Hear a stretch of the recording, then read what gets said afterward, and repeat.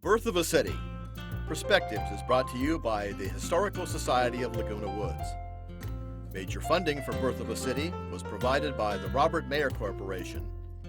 This presentation is also made possible by Laguna Woods TV6 and viewers like you. Thank you.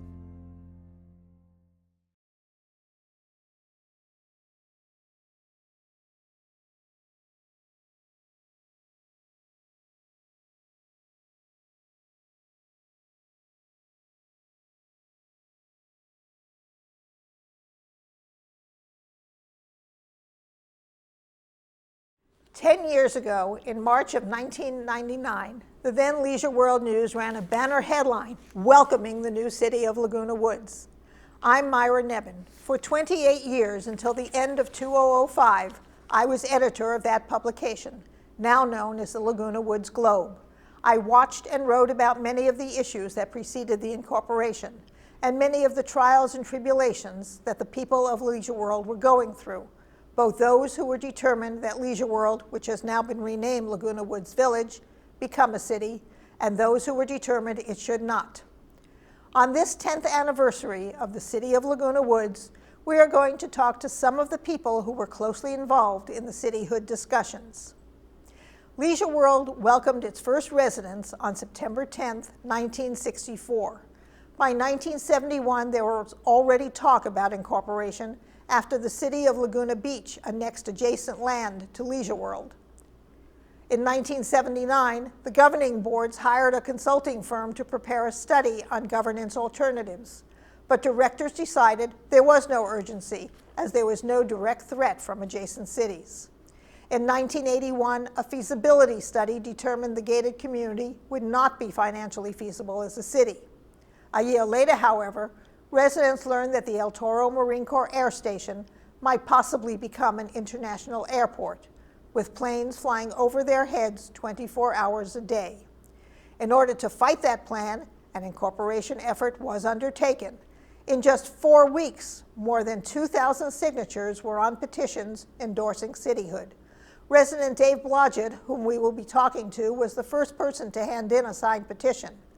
At the same time, the city of Irvine was talking about annexing Leisure World with the consent of Rossmo Corporation, which was looking to build an industrial business park at the corner of El Toro Road and Moulton Parkway.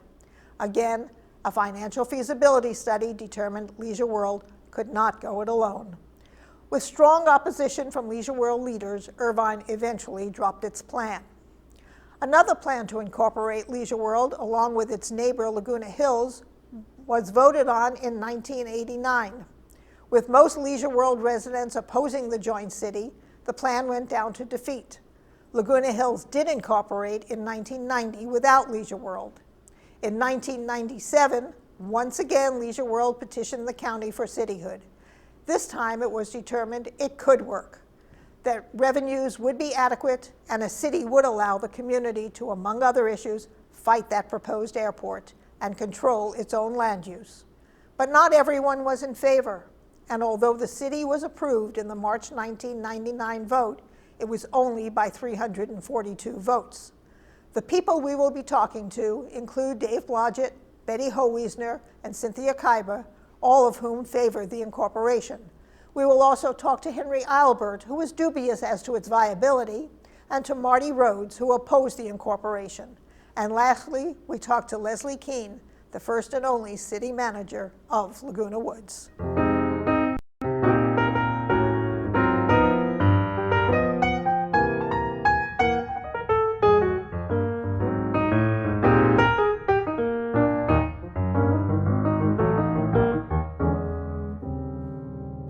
Dave Blodgett moved to Laguna Woods Village, which was then Leisure World, of course, in 1982. And became active almost immediately in his original, was it Mutual 78? I was secretary-treasurer of Mutual 78 for 2 years before we merged with the Third Mutual. He was also active almost immediately again in what was then the Community Association, right? Yes. And Dave didn't take very long before he got involved in everything that had to do with Leisure World. He was also involved in the very early 1982 campaign one of the earliest campaigns for Leisure World, which was at that time, Leisure World, to become a city. Do you remember what was the impetus in 1982? We got an alert that the city of Irvine was interested in coming up Moulton Parkway with an annexation and would take in the proposed new coal industrial park at That the southwest was- corner of El Toro and Moulton. That was the Rossmore project. Well, it was a Rossmore handoff project. project. He would have sold the property to the coal company, which would have developed an industrial park there. And Irvine was interested, of course, in all of the business and industrial development along Moulton Parkway, which would have added immensely to their tax base. But it would have split us up and destroyed us as a community. I sort of remember, although, that Irvine had a private meeting that the directors were invited to at a restaurant in Laguna Hills for this proposal. And of course, word got out almost immediately what their plans were. Yeah. And Oh, yeah. it was So- kind of almost so humorous. Jack Luring, who was then president of the Gold Rain Foundation, and the Gold Rain Foundation board initiated a petition to LAFCO to incorporate. And we went out, we got 12,000 signatures of registered voters in Leisure World. And as I recall, you were one of the first to turn in the petition. And you said something about this being one of the toughest things. No, this was not tough. 89 was tough. 82 was not tough. Okay. No, there was general acceptance and, and support for Yeah. this effort to stop the Irvine Company. That's why we had 3 times as many signatures as we needed To do submit that. to LAFCO. Yes. But But then we withdrew the petition when the threat disappeared. yeah, But then we Irvine, withdrew the petition to incorporate. So the next time we got involved in the corporation battle was to stop Saddleback City. okay, that was 19 At roughly, 88. well, yeah, 87, 88. That was 88. the incorporated And that would Saddleback have City. created a huge city of about 88,000 people. Did not include Leisure World. They didn't want to fool around with the old people in Leisure World. And our large percentage of voters, we probably the highest percentage of voters of any city in the state of California. You're probably right. Because of our average age being 78. Mm-hmm. So we had disproportionately large block of voters. So they avoided us, but we had to stop that so that we could go ahead with the joint petition for cityhood for the cities of Laguna Hills and what was Leisure World. We would have been one city of about 49,000 people. That was one that basically you would have preferred at the time. At the time, it seemed it A made a lot of sense it was a because logical extension of the a city. huge sales tax base that the city of Laguna Hills had. Laguna Hills shopping mall. Saddleback Hospital, well, there was the whole, Yeah, and later on, of course, Moulton Shopping Right. Center and the whole Irvine. spectrum. Well, that the whole, actually No, Laguna Hills had a much larger tax base. Huge retail tax. No, in retrospect, I'm just as happy that we lost by 284 votes. I know, but let's talk about that for a little bit, because that was a was fairly contentious This was tough. election. I was appointed by Al Hansen, who was then the president of the Gold Rain Foundation, to organize a campaign for this joint city.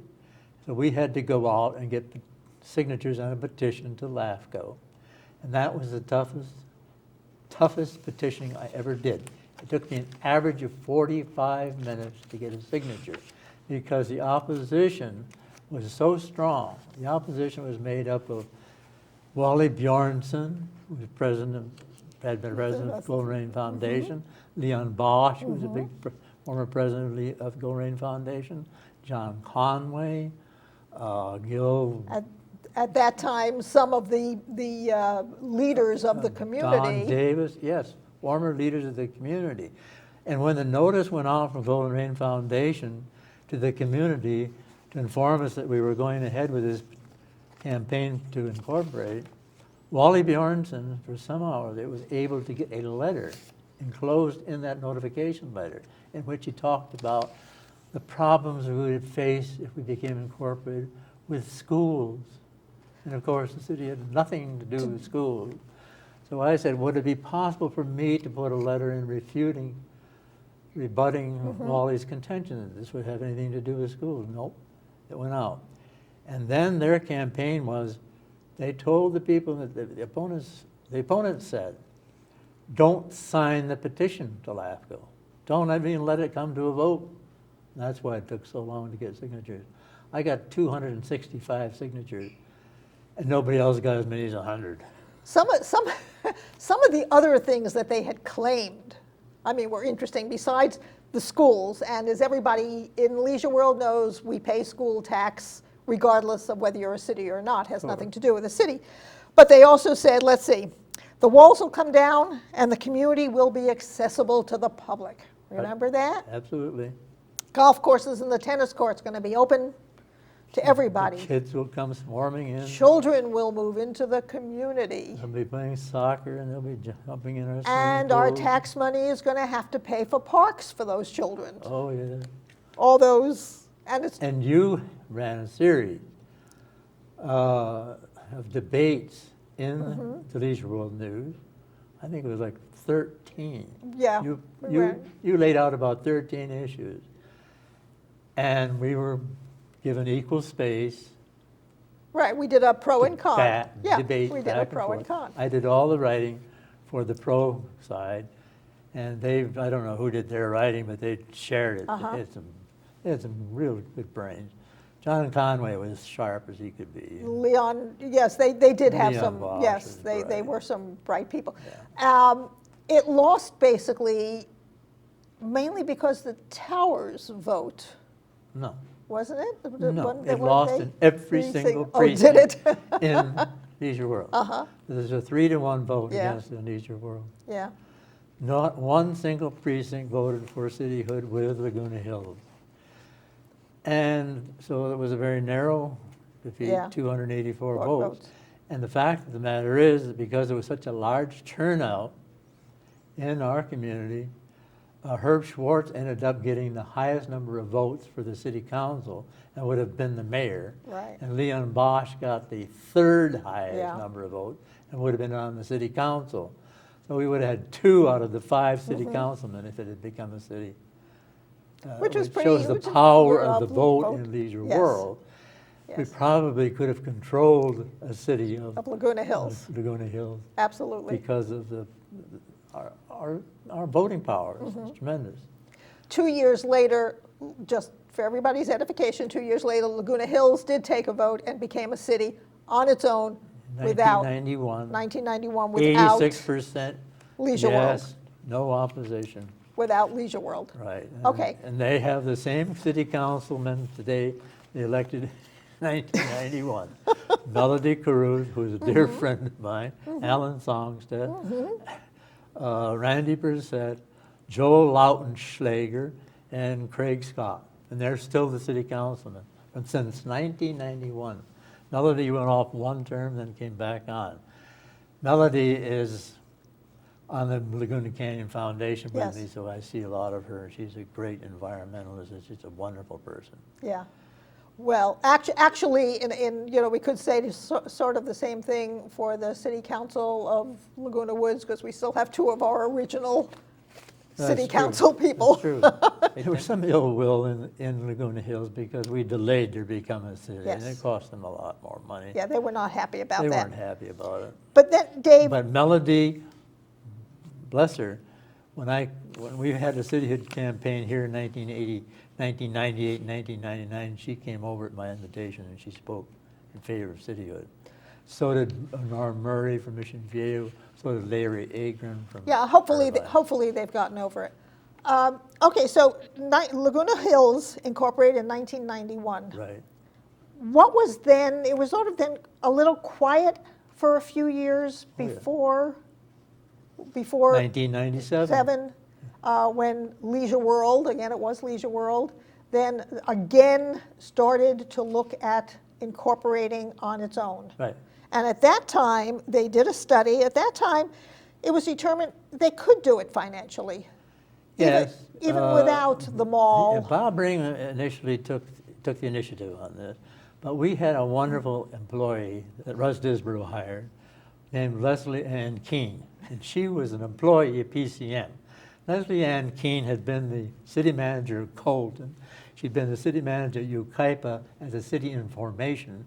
She spent most of her adult life working in, in civic activities, San Diego, Irvine, and she guided us every step of the way. She got us Mike Bannon, she got us Munifinancial to do the financial analysis.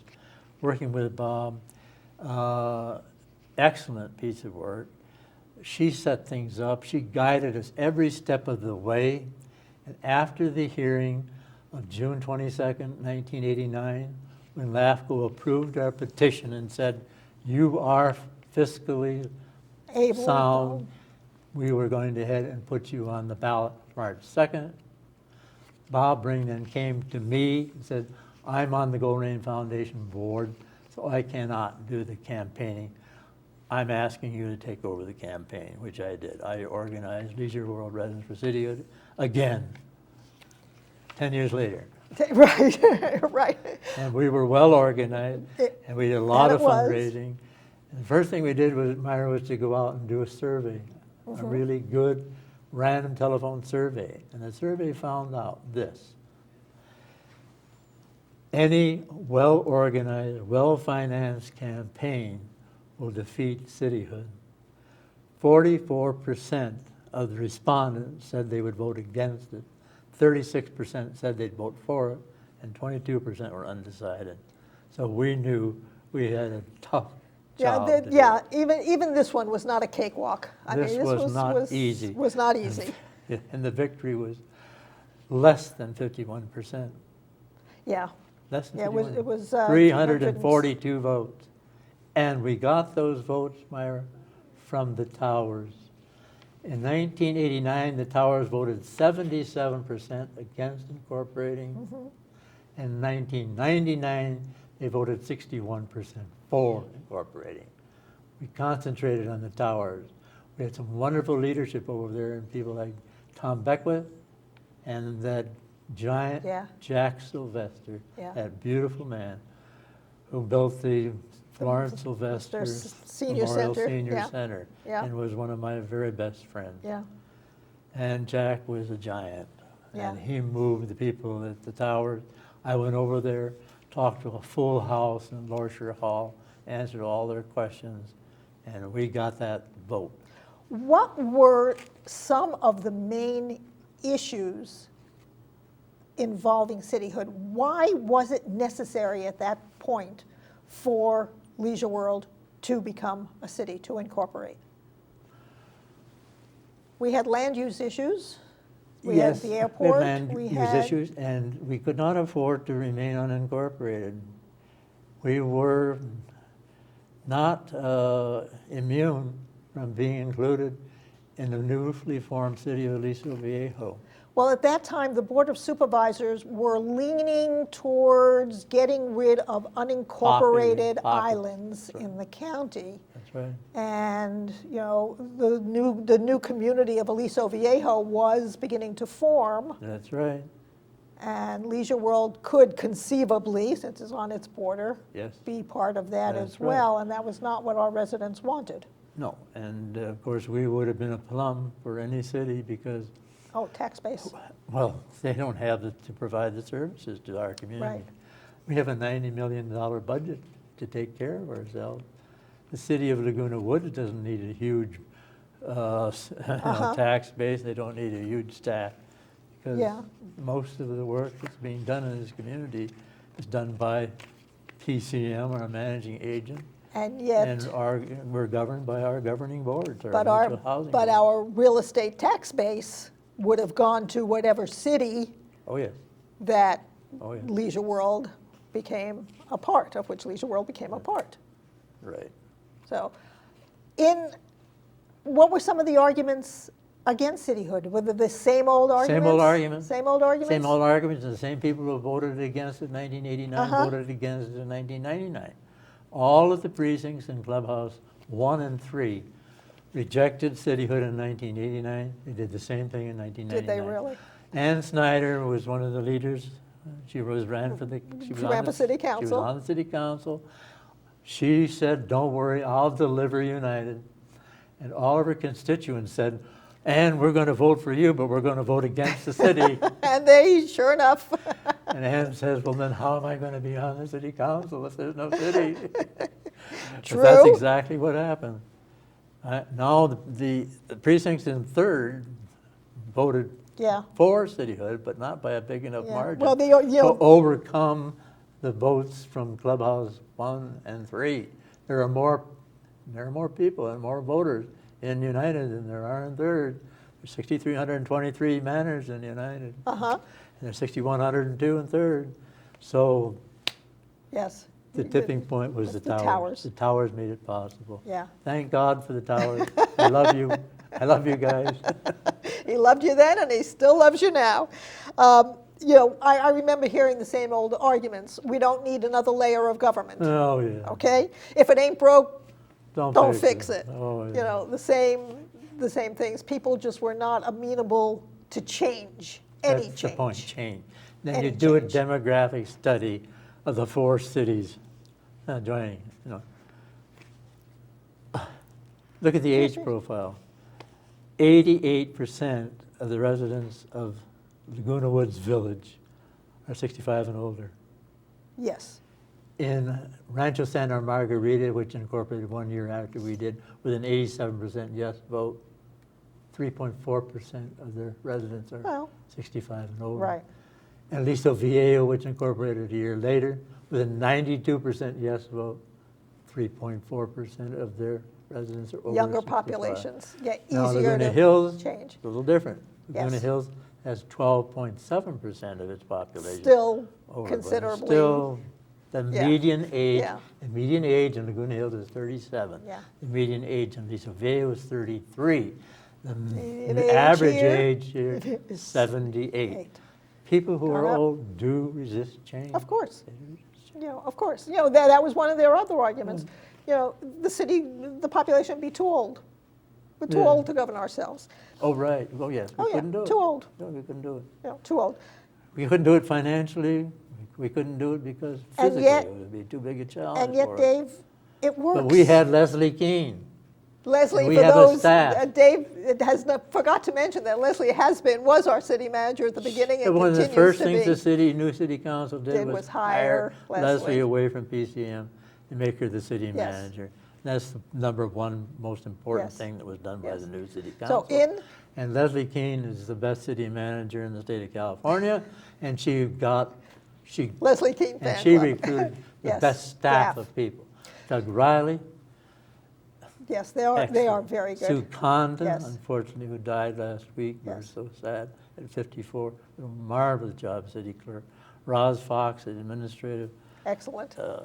manager, So excellent. Great staff. in hindsight, And the staff runs the city. of course, that's they do every city. Sure. In hindsight, then, we're better off that we rejected the Laguna Absolutely, Hills absolutely. consolidation. That's right. We are. And We're this, so happy. Our little city is the greatest little city in the world. We're all very, very happy that this thing happened. And 10 years later, we look back and say, my gosh, what this city has done for us is amazing. some of the things the city has done. Start right off at the very beginning. Town center was being developed. The county had Yes. approved the plan for the town center development where this building is. The city looked at those plans and says, no way, Jose. Your grading plan is all wrong. The runoff is all going to be down El Toro Road. You're going to flood us out. Because once you pave over this whole area, there's nothing for the rain to do except to run off. It's runoff. You're going to have to change your grading plan. All the storm drain is going to have to go north. Big drain, storm drain, underneath the golf course, ending up in the holding pond ridge route. Works fine. The city did that. That's what local control means. The county didn't give a hoot. The city waived the TV, TV franchise franchise tax. tax. These are just things that are, I'm just highlighting a couple of things. $350,000 a year, 5% TV franchise tax, the county would have collected every penny of it. Absolutely. They had said so, The actually. city didn't do it immediately, but within 18 months after Yeah. we became a city, we waived the TV franchise tax. In fact, Leisure in the World had city. gone to the county to request them to Well, eliminate we the didn't franchise want to. tax. Well, we didn't County want to have a rejected it. franchise. Right, county we tried to rejected get it. out from underneath the franchise. City has also taken over some of the lighting maintenance of the They street replaced lights. all of the street lights in United. They rewired them, they remetered them, and they replaced them Yeah. with new lights, street lights. They can do this because they could do the same thing outside Mm-hmm. the walls. They could do it on the streets, on El Toro, they could do it on Moulton.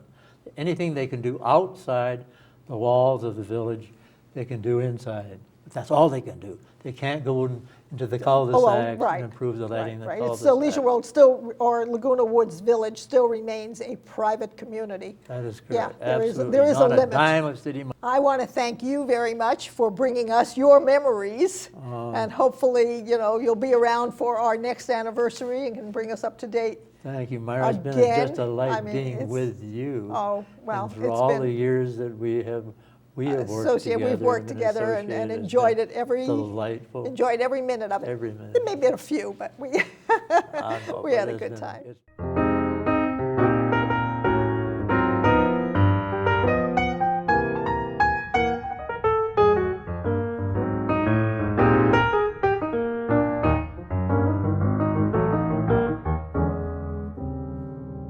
Our next guest for this segment of talking to people who were involved in the cityhood campaign 10 years ago is Marty Rhodes, the newest member of the Laguna Woods City Council. Mr. Rhodes moved to Laguna Woods Village, which was then Leisure World, in 1998, just prior to the real action getting started with the cityhood campaign. He belongs to and is very active in more clubs and organizations in the community than we can possibly list. He was also a former director of Third Mutual and of the Golden Rain Foundation. Marty, when you moved here, you already were aware of the pending cityhood for Laguna Woods. You were an Anaheim resident, and there was, of course, newspaper stories about Laguna Woods and about what was happening, the old people, the senior community that wanted to become a city. What were your thoughts when you moved here? How were you reacting to this news? When I first moved here, as you said, I had an inkling of what was going on here, and that was largely because I had bought and sold manors in this community for quite a number of years as an opportunity arose. And therefore, you get this little bit of information every time you come aboard that there was a move on. Well, 2 times previous to my moving here, there was a vote to become part of the city of Laguna Hills. And each time it was defeated. The same people that led the defeat of the previous 2 votes, this time were trying to be activists in creating a city of their own. And I saw no particular value to be a city of your own, having been involved in things in this area and had friends over in Seal Beach, Leisure World, and felt that we should be part of Laguna Hills the same way they were part of Seal Beach. Every community, senior community that I have had contact or knowledge of has prospered as part of a larger city and often contributed more to the operation of the city through volunteer work and membership on committees than the general public who had to raise families and provide for schools and all the other situations. I thought it was in our best interest to become part of Laguna Hills, or possibly Aliso Viejo. Aliso Viejo would have been another large connection to physically to our city. You were part of what was called the Resident Reform Committee. Yes, I which was. was opposed to the cityhood. What were some of the issues that the Resident Reform Committee were promoting in terms of not becoming a city?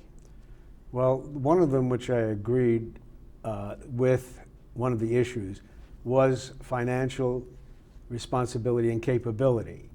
I felt much like LAFCO did at the time that they did approve our trying to campaign for a city by voting it in, was the fact that even after the 7th year, when our income from the auto license fees would drop, we would not have enough reserves to sustain ourselves. Therefore, I really agreed that I thought that was going to be very difficult. They also campaigned on the issue of having one employee for the city, and I said that is not even possible because you have 3 major positions that have to be filled. At least you should state there would be 3, but I felt there would be more. Again, it all reverts back to the ability to afford these employees and all the situations such as office space and materials, everything that goes into supporting these positions would cost more than our income potentially would be. Some of the other issues that the Resident Reform Committee had brought up were involved, the fact that the gates were going to come down, Leisure World would no longer be able to maintain its privacy, children would be using the swimming pools, the tennis courts would be open to the public. Those were not things that, as I recall, that you necessarily agreed with. No, I didn't agree with them because a private community is a private community, and we're surrounded by many, many gated private communities, and they're parts of cities. Mm-hmm. Their walls do not come down, their privacy is not invaded. They have the right to set the rules on who can use facilities and who cannot. We have a mixture here because we have been affiliated with Saddleback College as a part of the Emeritus program. Those rules are, on the whole, abided with very, very well. So I never felt that that would occur. My concerns partially was the security situation in which we would now have a different relationship to the Sheriff's Department. We now would have a different relationship to the Fire Authority. Both are extremely important. That is not a personal issue, but it is a total security issue. And I was concerned because they would not discuss this during the campaign in a realistic manner. They said, oh, it's just will continue. And that isn't quite true. The relationship changed. Not that it got bad, but it's definitely different. But I just felt that we could really do better as an adjunct to an adjacent city. It's been 10 years now, March is 10 years that the city, Laguna Woods Village, became part of the City of Laguna Woods. It was, of course, Leisure World, and you'll have to excuse me, I keep reverting to that because that's how we knew it. How has it worked out? Well, a number of things I think that we got to look at. One was the fiscal situation. Due to the excellent management of the finances of the city, the use of grants and program expenditures that were available to us through the county and so forth, in addition to grants, have put us in a very strong financial position. Thank you, Marty Rhodes. Thank you for having me.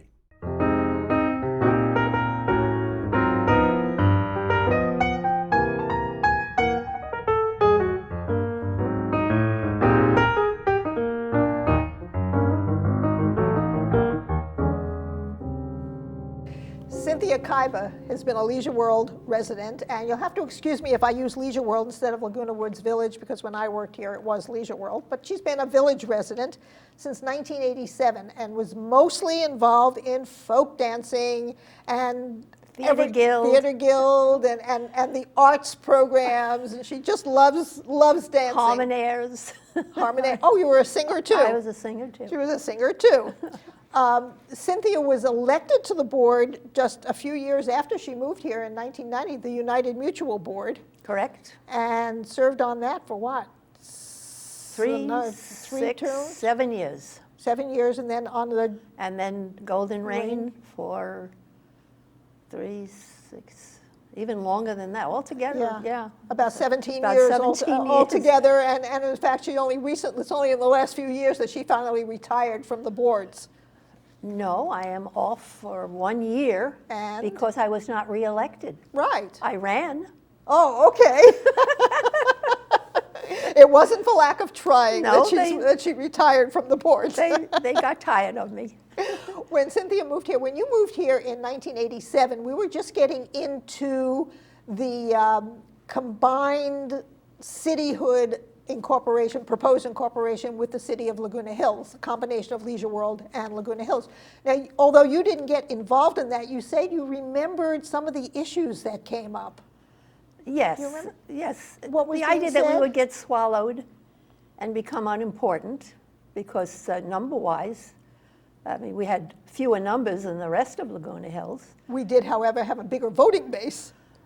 True, Yeah. but I met, Yeah. so much lack of interest. Yeah. The average resident was retired, was having a good time, playing golf, swimming, whatever it was, and had no interest in change of any kind. And I personally couldn't see Laguna Hills, giving a darn about us. Our needs were so different. True, Yeah. true. I mean, they have schools, they have little kids. Well, so that was the issues that had come up, and that, the walls will be thrown Oh, well, open, the that's- gates will be thrown oh, open, the yes. walls will come down, and, Right, whatever. And everybody will be swimming in our pools. But that issue, fortunately, as it happens, we did not incorporate with Laguna Hills. And then the issue came up a few years later when you were on the board about incorporating Leisure World by itself. And Cynthia was one of the 3 official petitioners to LAFCO. Correct. How come? How come? How did you get? How did it how did you happen? get thrown into the Well, mix there? I was very involved on the board. There were 2 wonderful gentlemen, Matt Magidson, and what's his name? Oh yeah, Bob Ring. And Kirk Waterlow wanted to round it out with a woman. So I don't flatter myself that I was the absolute, pick. Uh-huh. But there were only a few women at the time who were actively involved. And so he asked me to be the 3rd, and I was flattered and delighted to do it. And there's a wonderful portrait of the 3 of us that has vanished. It's vanished. Vanished. Not there. Nobody can find it. Well, there's probably a picture in the Leisure World Globe archives. Oh, yes. Of the 3 of you. Right. But we look signing so the young petition. and healthy. It's just beautiful. You're still young and fortunately healthy, and so is Bob. Matt has since moved away. Yes. Were you active in the effort? Oh, yes. I was very active in the effort, but not, on the front page of the newspaper. I was active with the clubs that I belonged to, with my neighbors who were absolutely convinced it was the worst thing we could do. First of all the walls are going to come down. They're going to be in our swimming pools and playing on our golf course. You just can't argue with people like that. They're doing the same thing now, Myra, with the new building that's been built, outside Phase 1. Yeah. They're convinced that they're going to come through the gates and use our facilities too. Yeah. Well, I don't think that's going to happen. Well, I know it won't. but- Yeah.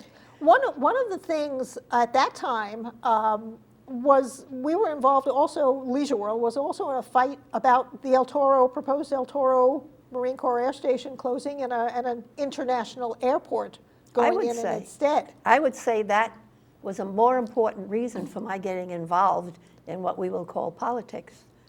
Because that wonderful man, that Argyros, George Argyros. am I allowed to use his name? Yeah, of course. From Newport Beach, sued us individually. I was sued for something like $187,000 by George Argyros. And each member of the board was sued individually.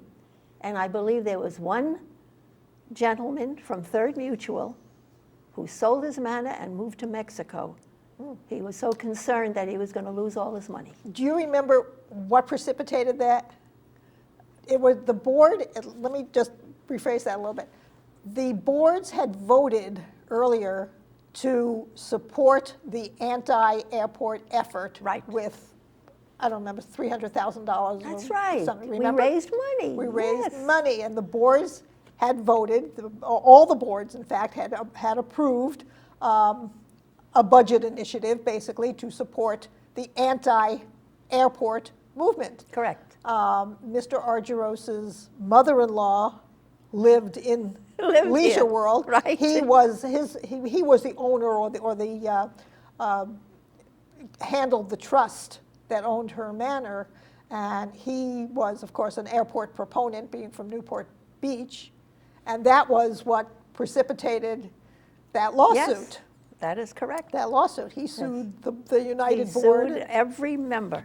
of the board about that vote. Well, that sort of got you off the chair and in a fighting. Oh, right. I became a real fighter, and of course, it's years ago. Well, All yeah, of us were younger. and willing to fight more. Yeah. A lot of the people you respected were supporting the campaign, and so who were some of those? And studying the issues, who were some of them, and what were some of the issues? Well, you had Bob Miller, you had Bert Hack, you had Yeah. Bob Ring, and you had the gentleman you just interviewed. Dave Blodgett, Yes, and I can't remember a lot of other people. but George McGinnis. yes, who George did- McGinnis was president of that club, the one of the cityhood. the club that. This is exactly what I mean. Anyway, he was very important. Yeah. And very informed. I believe he had a legal background. Yeah. George did. And he would give speeches and seminars. And the neighbors who were against it wouldn't even go. I mean, he probably didn't even know that. The only people that go, and I find it's the same today with our community, are the ones who are already convinced. Yeah. Yeah. So I don't know how much he accomplished, but he sure worked hard. And it worked. Yeah, I it mean, worked. A lot I of mean, people. A lot Yeah. of people got out there and Right. fought for the city. Right. I mean, I have the numbers on the vote, but I don't know if that's of any interest Well, to we've you. gone over some of You've the numbers. gone. I think we won that one, or Laguna Woods won that one by 300 and, Not by much. no, it wasn't. It wasn't. We It was squeaked. definitely not a mandate. We squeaked through. Yeah. Where were you the night of the election? Do you remember? I remember being in the boardroom of the admin building where we were Yeah, counting I votes. was there and whooping and so forth, And it was- talking and being excited. And it was close. I mean, it wasn't until It the looked- last minute. It looked bad. It looked bad. Yeah. And then all of a sudden, it didn't. And here we are. What's your opinion now that we are a city? Is it a good thing? It's the only thing. It's unbelievable to think of it as any other way. We were nobody. I will Okay. repeat that. We were nobody. We were a bunch of old people, retired, living out the rest of their life in this community. And that's the way they looked at us. Uh-huh. And it's the way Mr. Argyros looked at it. Who's going to listen to those old people? Now we are a city. We have the same rights as Laguna Hills or Lake Forest or any other. And we are respected. Cynthia Kaiba will probably be running for a board seat again. I wouldn't be surprised. And I want to thank you for, letting us pick your brain a little bit about what went on.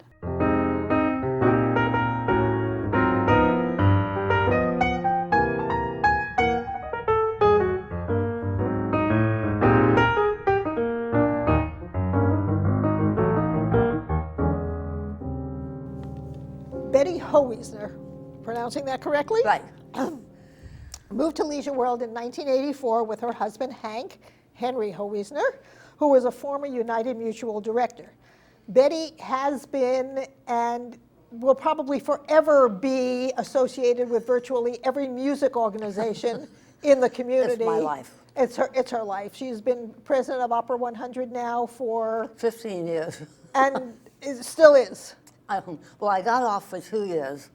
I talked somebody else into being, Bibi Sharrett, bless her heart. After 2 years, she said, you can have it back. I said, okay. Right, okay, well, so Betty, you know, if you see a music organization, you can be sure Betty's into it. Hank was involved in the earlier cityhood attempts with Laguna Hills. The first time they tried. With Laguna Hills. Yes.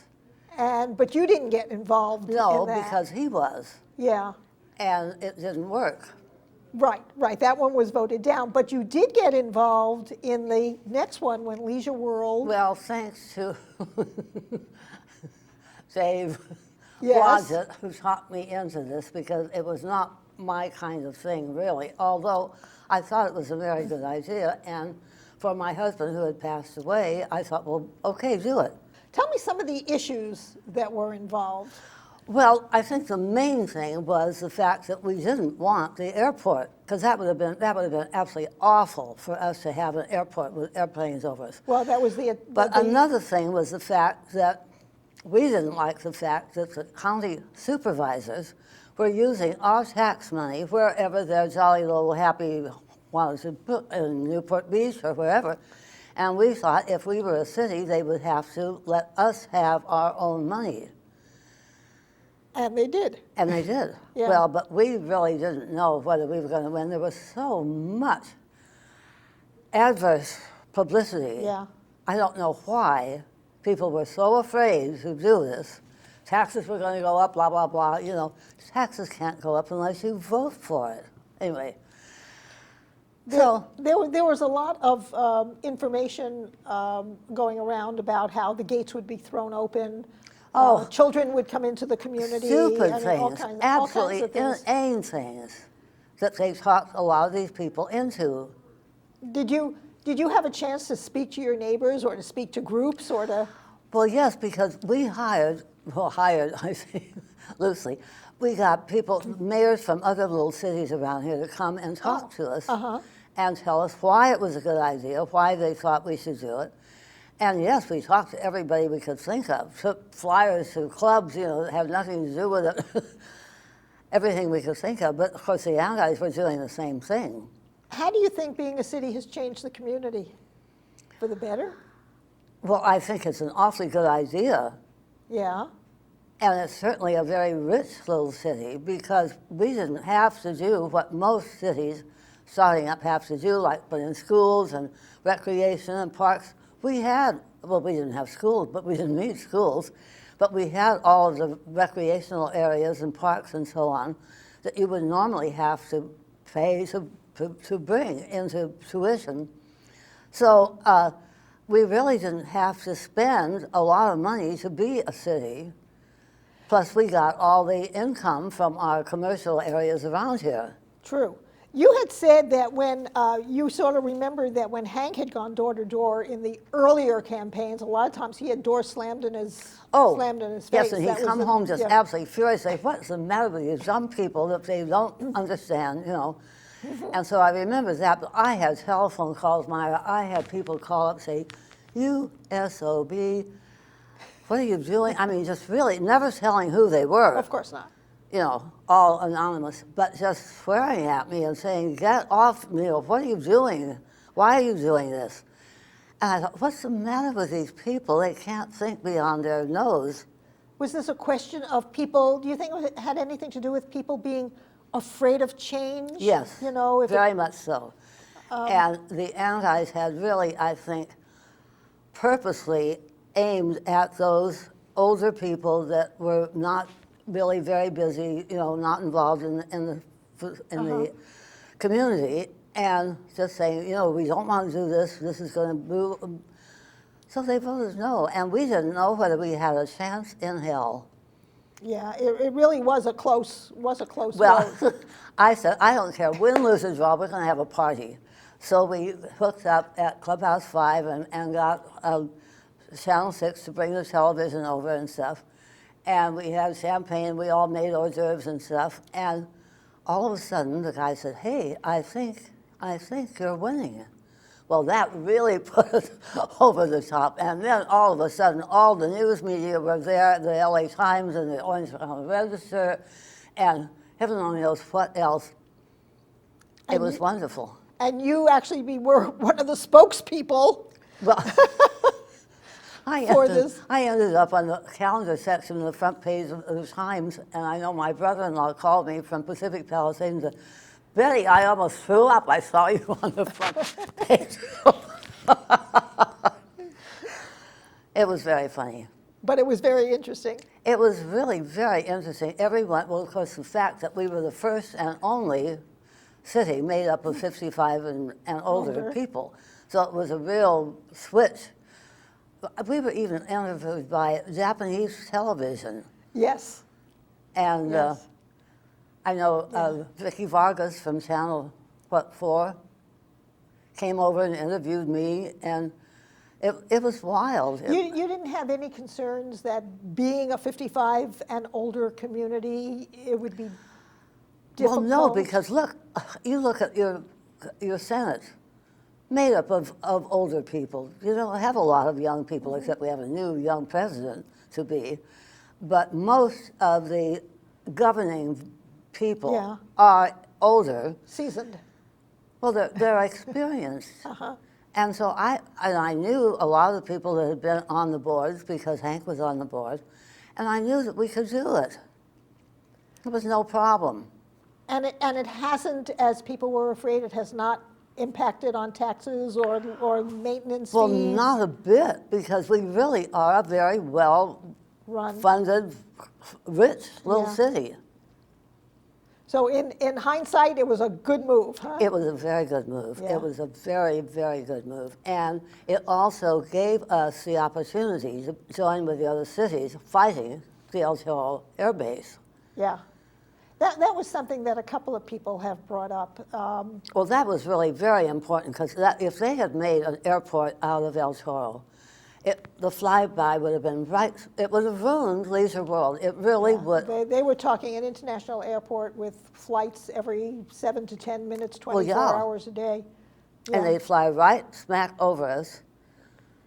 Leisure World at the time, the unincorporated area of Leisure World, being supervised by the county, and the county supervisors were for the airport. Therefore, Leisure World, by extension, was for the airport. One of the reasons. Well, yes, by extension. By extension, but we weren't. Yeah, We were violently against it. Right. So but we really, because you were unincorporated. But so this is why we really had to become a city to fight with Laguna Hills and Aliso Viejo and all the. No, I guess Aliso Viejo had not become a city as yet, but they were Mission fighting Viejo the airport was, as well. and so on, Laguna and Hills. so we joined with them and fought it. Yeah. And won. And won a few times. It was close. I want to thank you very much for giving us your recollections, your memories. I'm so glad it's over. And someone said, "Didn't you want to be on the city council?" I said, "No, that's not." You never ran for a board, did you? I didn't want to. Betty Howiesner, president of the Pro-Cityhood group back in 1998 and 99.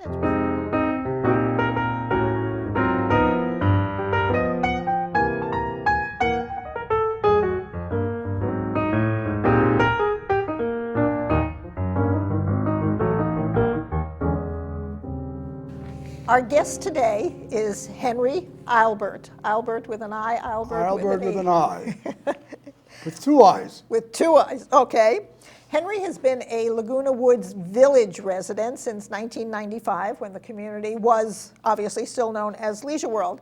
And almost immediately upon moving into Leisure World, Laguna Woods Village, Henry was thrust into the position as president of the Community Association. They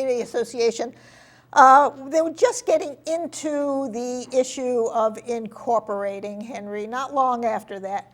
Tell us a little bit about, I understand the first meeting you had with the Community Association on cityhood was jam-packed with people. Well, you're talking about the very large meeting that we had, was open to the public. There'd been a lot of work that had gone on before. You understand that there'd been some talk in the association. We hadn't taken any position on the cityhood one way or the other, because we felt that we would never be able to have an agreement within the association on the matter. You're probably and rather right. than break up the association, we thought it wiser to let the public talk. So that's what we did. But even before that, the late George McInnes and I had sort of worked out of the association in trying to decide what would be the best way to go ahead. And our view was that before anybody would know anything, we ought to have a series of meetings with people who had more experience These were with cities than we had. George knew somebody whose name I cannot recall any longer, but it would undoubtedly appear somewhere in the archives. the archives. We met at, as I told you before, at the Catella Delicatessen, and over beer and corned beef, we worked out the general ideas, which were that we would have a series of seminars in which we would draw on people who would tell us about the law, people would tell us about experience with going from non-cityhood to cityhood, and such other matters as might be of interest, what governing problems arose. And I believe that we set up a series, if my memory serves, of 4 such meetings, which I had the privilege of chairing. And we brought in people from the outside who knew a lot more about cityhood than we did. And that was very successful. That was done in the large room, not in Clubhouse 5, but in the boardroom. Oh, at the administration building. With open telephones. The old administration building. The old administration building with open telephones, people could call their questions in. And there was a lot of interest, there's no question about it. Following that, the association felt, and I certainly felt the same way, and really favored it, that we ought to have a public meeting. And on the date, which now eludes me because it's It was more than 10 years ago. True. And I did not make any notes about the date. Yeah. We set up such a meeting. We found 2 people on the anti-side. If my memory is correct, they were both women or ladies whose names I do not remember any longer. They were not particularly well known to me, but they apparently were fairly well known to the community. And on the pro side, I believe it was David Blodgett and Fred Charlton, if I'm not mistaken, Okay. who spoke. And it was, to put it mildly, a very lively meeting. Not only did these 4 people cross a lot of swords, all their own, they also enlivened the audience. We had all kinds of questions, including some that were not very nice. And I follow a procedure which I have always followed as the leader, the moderator of the meeting. I will not accept personal insults as a question. And in fact, I had the temerity to talk to a man named Faulhaber, who is no longer with us. But I said, if you like, I will show you how to couch your stuff that you wrote down here as a question without insulting anybody. You'll probably get the same results or better results because you won't antagonize the people. Well, needless to say, there was a great deal of flurry about that and about the meeting as a whole. And as we all know, there was a lot of excitement. Yes, there was. This was not a matter that people looked at in a pale way and said, well, all right.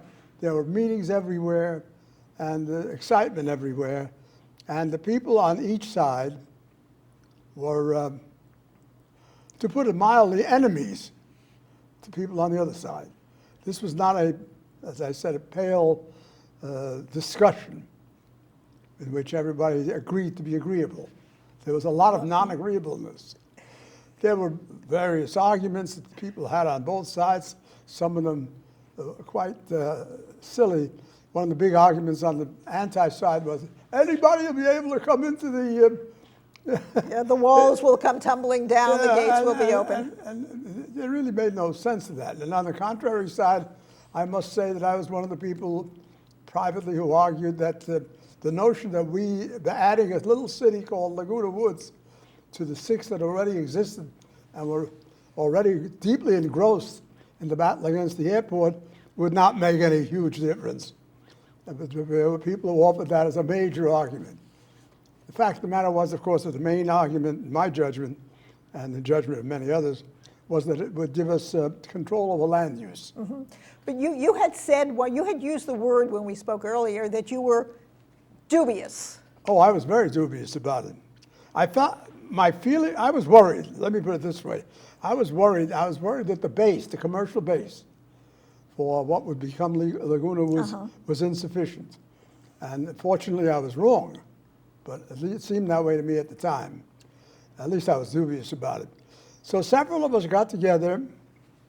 It included Herb Schwartz. It included Milton Ray. John It Fuller. included Fuller. It included Lynn Anello. From time to time, it included others who came, but not always. It was a good group, very tough, and we called ourselves REACH. I've given you what that stood for. Yeah, let's do that. REACH, R-E-A-C-H, Residence Evaluation concerning cityhood. Cityhood. And that's how we got REACH. We had an acronym out of that. And naturally, we met privately in a room which was afforded to us, and we did things which I think nobody else did. We had people come down to us from the county and explain what would happen if, as and when we became a city. They actually sat with us, answered all our questions. We had the good fortune to have Leslie Keene. Keene, who's now our manager, who worked a good deal of the time with us. She's very helpful to us. We knew she was on the side of the city, but I must say for her that she answered all the questions from the other side quite forthrightly, without any hemming and hawing. We had Disbrow come in and talk to us. For those who don't remember, was Russ Disbrow, who was our former Leisure World administrator. Right. And we probably had others whom I have by now forgotten, and I must say that we did not name names in our final report. At any rate, we sat down and we worked out all the arguments showing which ones had fallacies and which ones made sense. And as I said a while ago, the major one that we saw as making sense was the idea of having land use control, because that's an important matter. It doesn't seem that way to people who are uninformed, because what's land use? But one never knows who else would get in there, and the county, in any case, would tell us what to do. So this was really significant on the non-side. On the pro side, I still think that it was largely a matter of emotion. People felt that they ought to have a city. I don't think the arguments were particularly substantial, but There was some minor talk about perhaps joining with Aliso Viejo, yes, which had not yet. I among others, favor at least exploring that, but it never came to anything. I don't know if they were interested. I don't know whether we were interested. And of course, that's assumed. We were not arguing that we should do it. We were arguing that maybe we should look into it. Yes. And that, of course, made some sense, too. But the committee's report, which probably is somewhere, I don't know where it is, there must be a copy of it in the library. I'm sure there is, probably in the some other Historical place, Society. Because we made quite a few and left some in the library, as I recall. Did not reach a conclusion because we were divided, but at least we had worked through all the arguments, evaluating each one as it was offered in the public domain. So, of course, that led nowhere in particular either. At least it convinced each of us what were the major things that we all looked at. And whether we voted for it or against it would depend entirely on our own conscience. And people had different opinions, I have no doubt about that. We asked no one to say, we did not take a vote and say there are 4 or 5 for and 3 against or whatever. And the community association never took a Community formal association took the position. position that it was not our decision to guide. In general, we express the feelings of our members rather than tell them, because we have a very active membership. We have always had a member, especially at that time. They were not hesitant about telling the board where to get off, and that's as it should be. True, That's as it should be, too. as long as they do it in a nice way. In those days, we still were running a fairly regular operation. We weren't running so much the kind of thing we run now, which deals with helping the city, helping various things. We were trying to deal primarily with governance questions.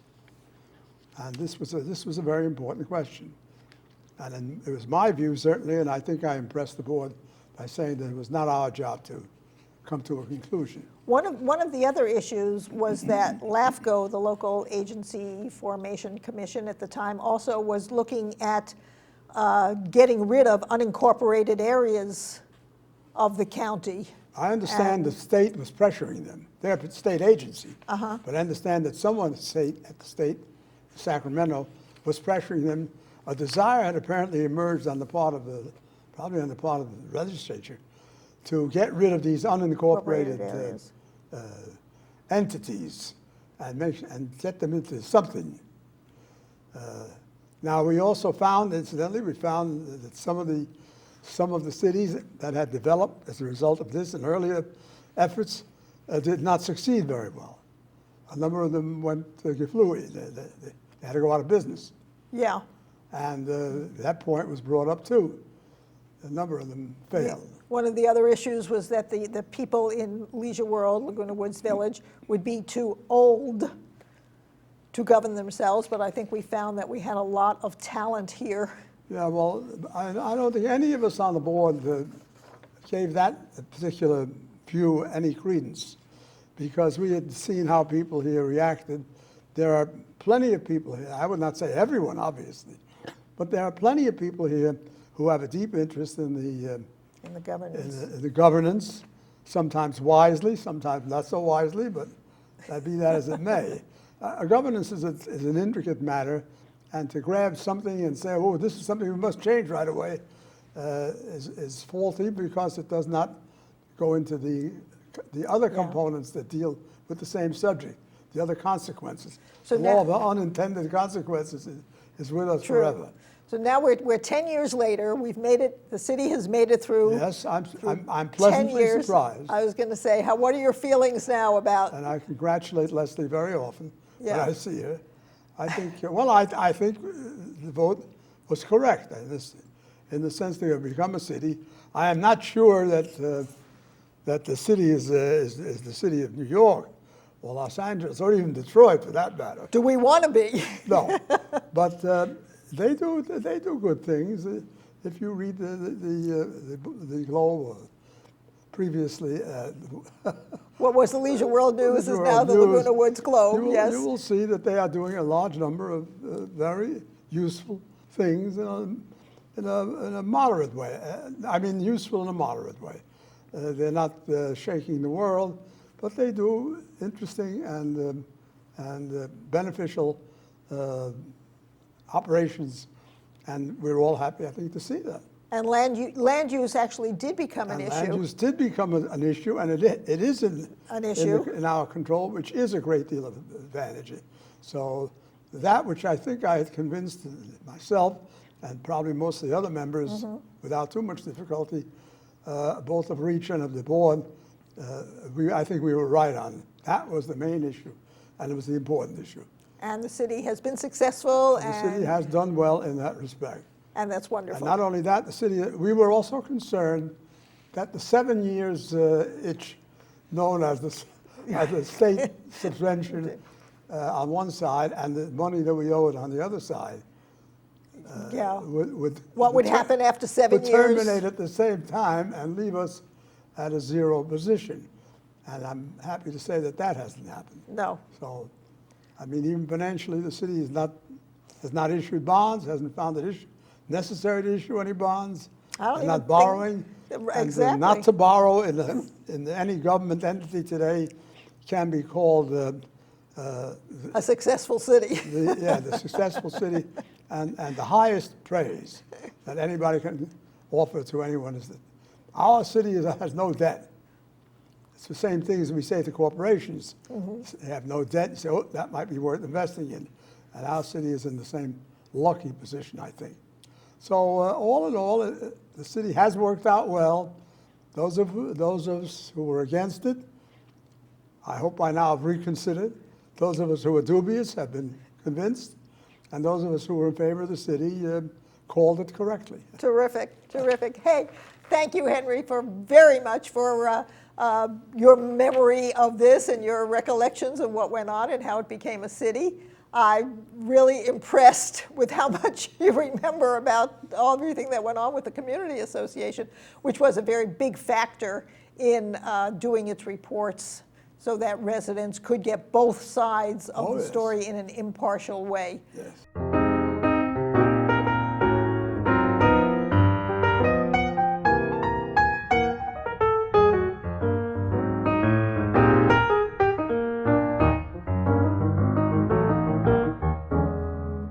Our next guest is Laguna Woods City Manager Leslie Keene.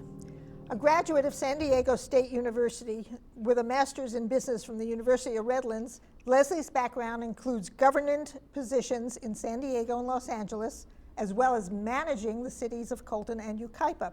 Leslie's association with Laguna Woods, actually before it was Laguna Woods, began in 1997 with professional community management, after the petition drive to get the incorporation of the ballot was completed.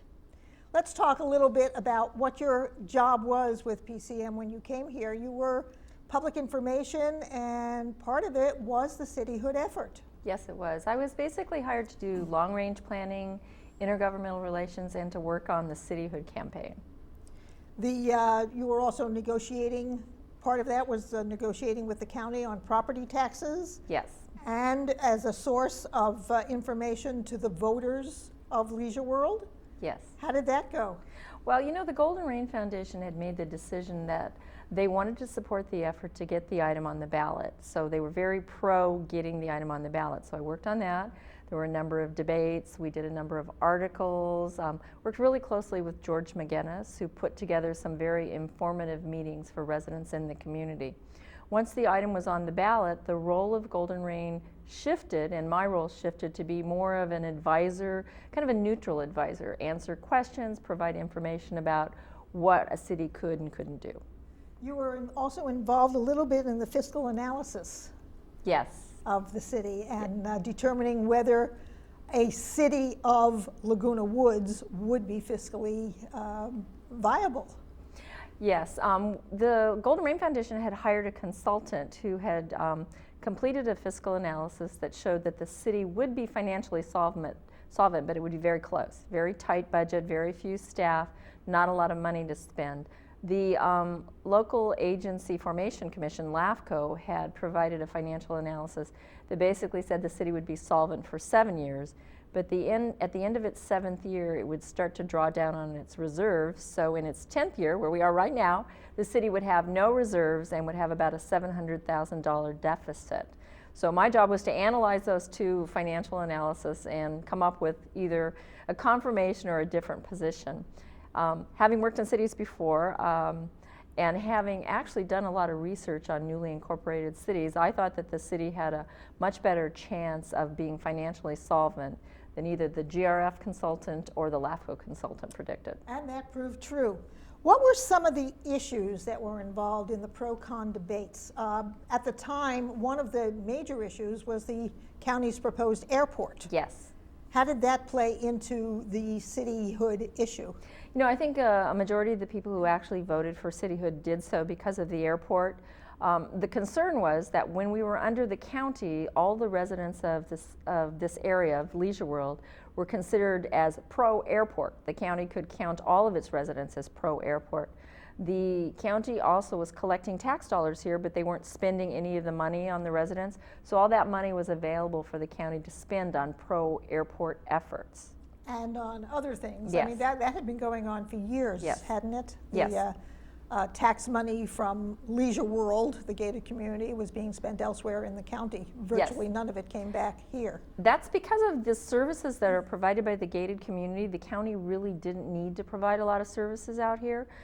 Police protection was provided only if there was an incident. There were no patrols in the area. Traffic was provided by the highway patrol, and they really weren't in town very much at all. The vote in March, early March of 1999, Leisure World people voted to become a city, the City of Laguna Woods. It was not a mandate, there was not a large majority vote, and Leslie is now the city manager, and you're the first and only city manager, but that's not the position that you originally assumed with the city. No.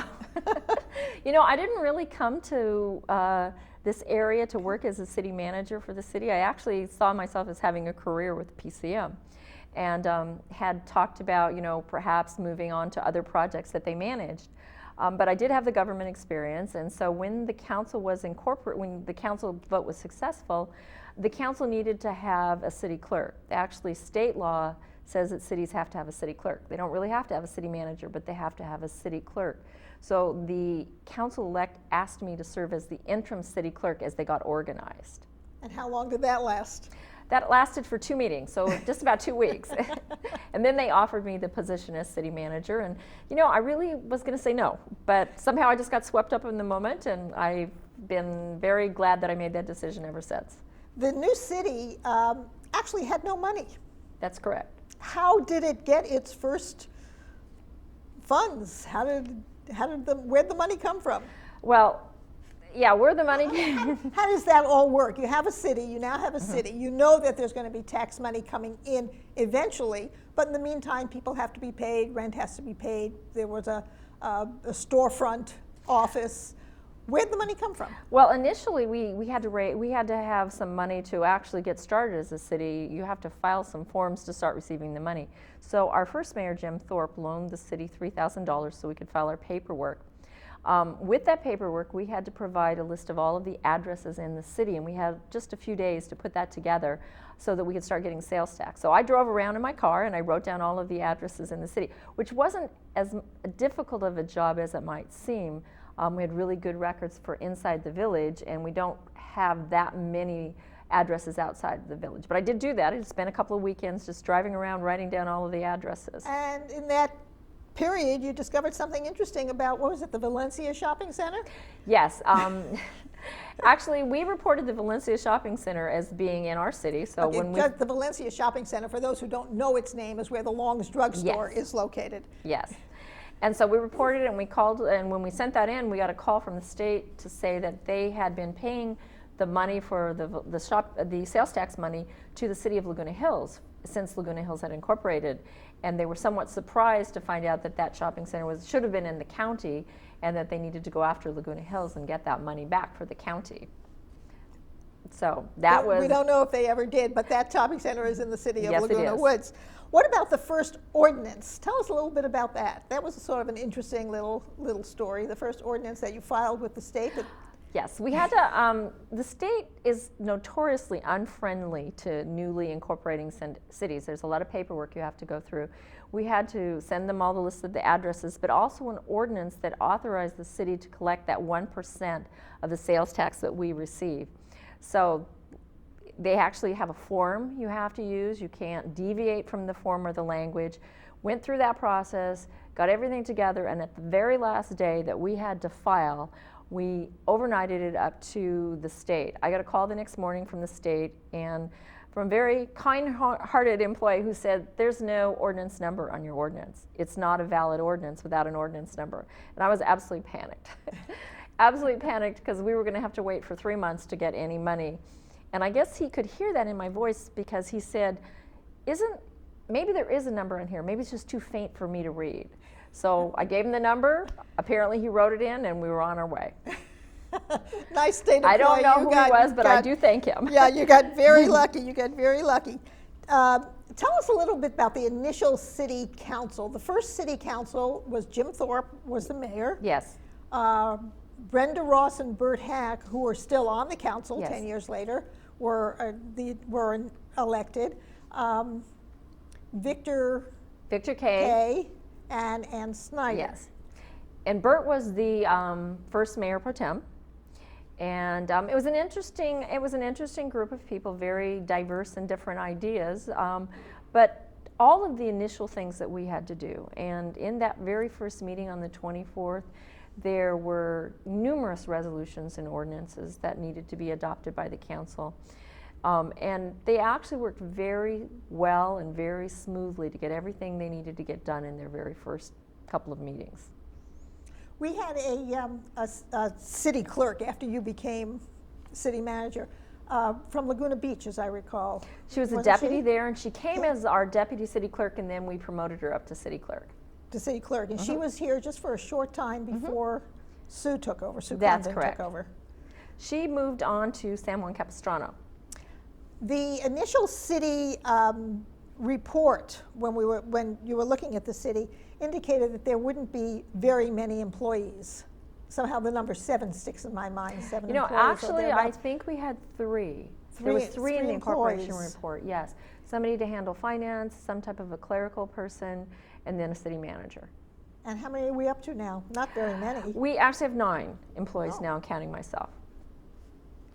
What are the, we discussed a little bit the finances of the new city, the 10-year prediction that the city would be broke, Yes. basically, after 10 years. How's it going? We have $10 million in our general fund reserve at this point in time, in a very, very healthy budget. We're not providing extravagant services, but I do think we're providing a lot of services that are useful and helpful to the community.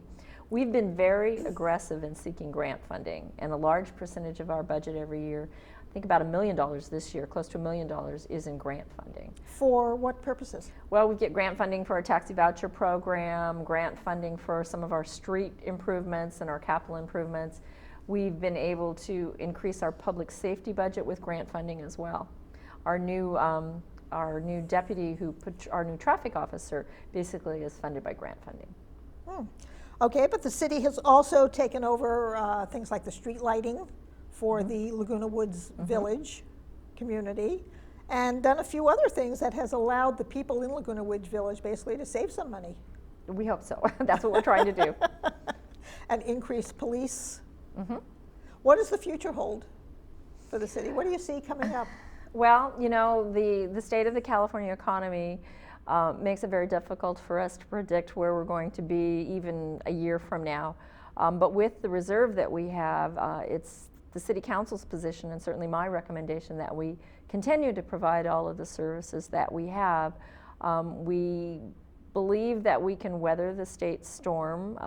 Hopefully things will turn around within 2 years and we will be okay. But we have in the past needed to look at reducing programs. There was a time when the state took away our vehicle license fees that we actually had a layoff plan. We furloughed employees for a week and we cut some of our programs.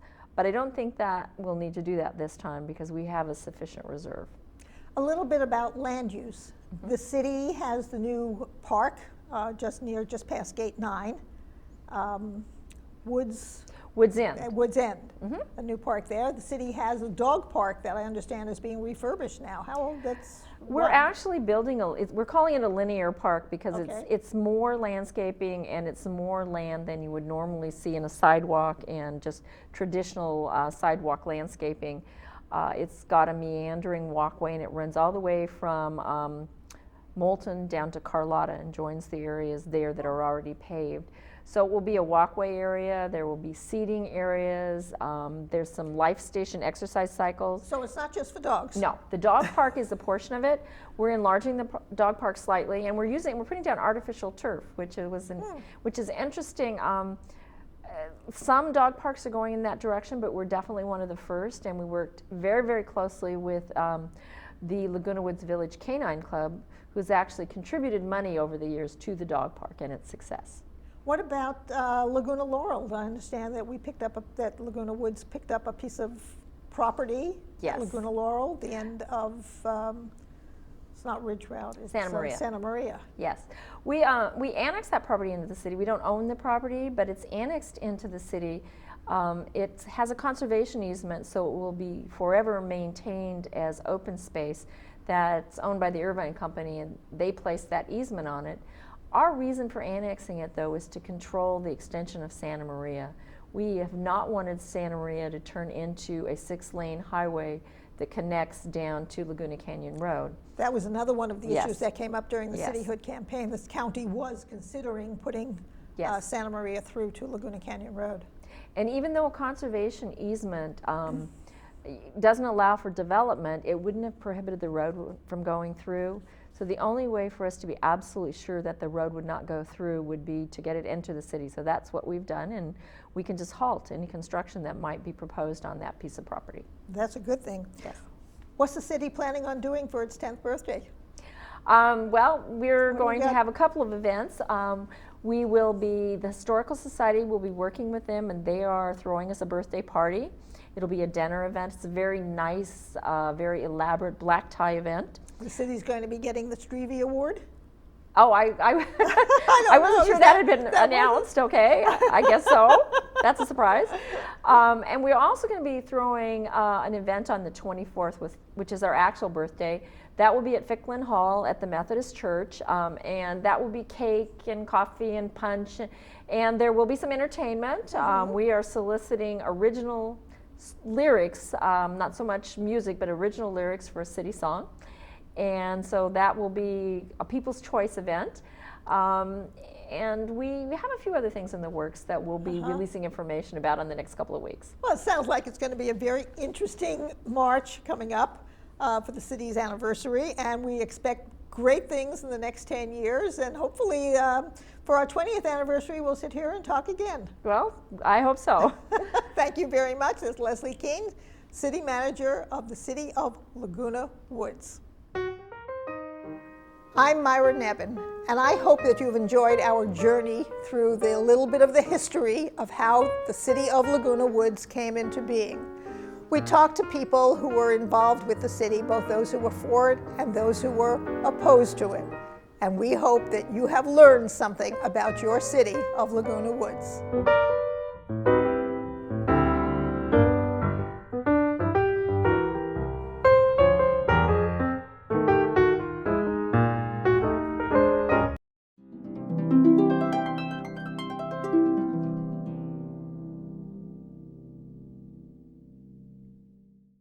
Birth of a City.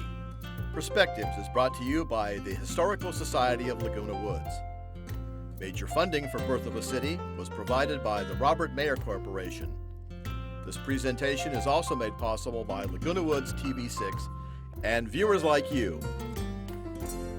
Thank you.